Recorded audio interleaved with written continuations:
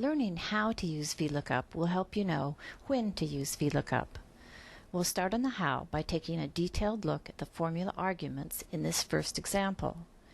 But before we start, note that the V in Vlookup stands for vertical. You can only use Vlookup in a list or table arranged in vertical columns. In this example, part number and part name and so on are all arranged in columns. If your data is not in columns, Vlookup just won't work for you. Now for the arguments. Vlookup has 4 arguments. Argument 1, lookup value. What value are you searching for? If you were looking up a phone number in a phone book, the person's name would be the lookup value.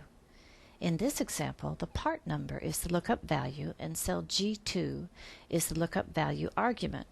Let's see what happens. I type the lookup value, say A003, in cell G2 and get a return price of $15.49. Excel looks for A003 in the left column and then returns the price in another column on the corresponding row. And here's a kind of Vlookup gotcha. The lookup value must be in the first or left column. This is a hard and fast rule. If your lookup value is not in the first column, and for some reason you can't move the data to the first column, Vlookup won't work. Argument 2, table array. Where do you want to search? This is also called the lookup table. I've used cell references here to define the lookup table, which includes everything from cell A3 through cell D52. Argument 3, column index number. Which column contains the search result? Notice the argument says number, not column heading, and this can be confusing. Vlookup doesn't use column headings such as A, B, C, and so on. Instead, you literally count the number of columns starting from the left to arrive at the number of the search result column. Here, since I'm searching for part price in column C, I start counting from the left 1, 2, 3, and 3 is the column index number. Argument 4, range lookup. Should the lookup value be true or false? That depends on whether you need an exact match or an approximate match. Here I need an exact match between the part price and the part number. When you need an exact match, the argument is false or can also be entered as 0. That false equals exact can be hard to remember and is another area that can trip you up, so try to remember that false equals exact match.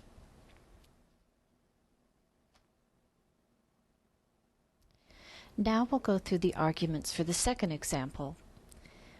Argument 1, lookup value. The value I'm searching for is quantity and the argument is cell F20.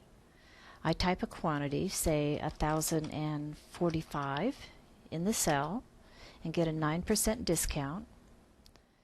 Vlookup looked the quantity up here in the first column. Remember, the lookup value must be in the first or leftmost column. Argument 2, table array. This is the table I want to search. In this example, I used a defined name for the cell references, quantity discount.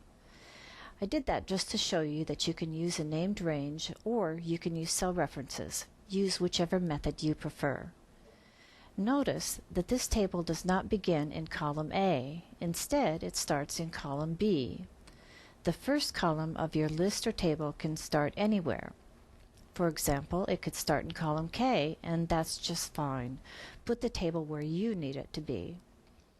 Argument 3, column index number. Which column contains the search result? In this case, counting from the left, 1, 2. 2 is the column index number argument.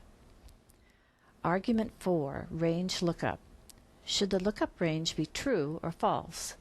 Here, I don't want to limit Vlookup only to an exact match because customers can buy 1,000 units, which is exact, but they could also buy 1,001, which would require an approximate match. So the argument is true, which will return an exact match if one exists. You can also enter the argument as 1, or you can leave the argument blank, in which case Excel will assume it is true or approximate. By the way, if the argument is true, you should sort your first left column in ascending order, or you may get unexpected formula results. It's also okay, however, to sort the first column even if the argument is false. Next up, a new example using VLOOKUP on more than one spreadsheet.